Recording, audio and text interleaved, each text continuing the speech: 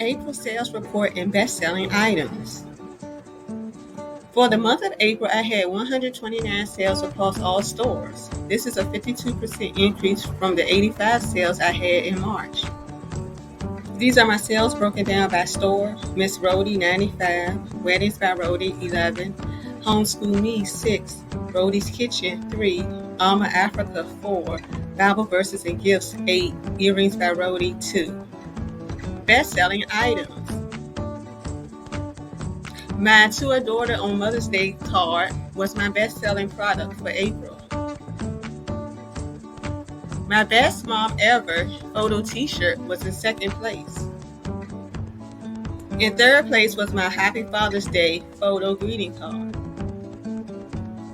The rest of my sales consisted of beach towels, t-shirts, leggings, wrapping paper, etc. Customer demographics.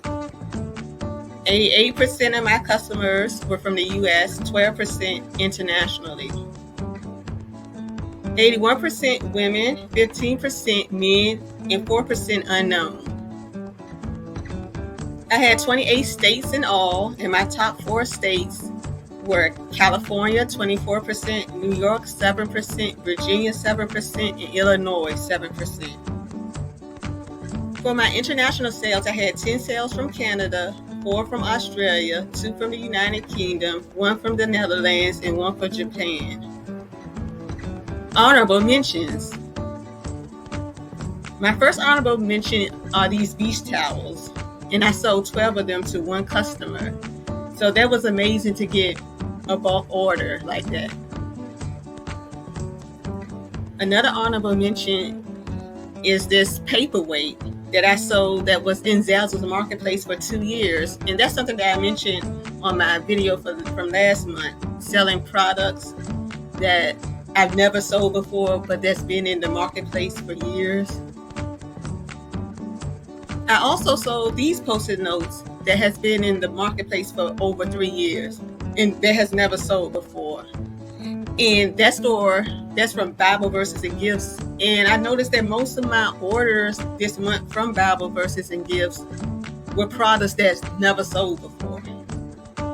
And also from Bible Verses and Gifts, I sold this t-shirt that has never sold before, that has been in the marketplace for 2 years. So this is very encouraging because, like I said in my last video, I used to delete products, and still to this day, sometimes I feel tempted to delete products because I think that, especially they haven't sold, that they're taking up space in my Zazzle store.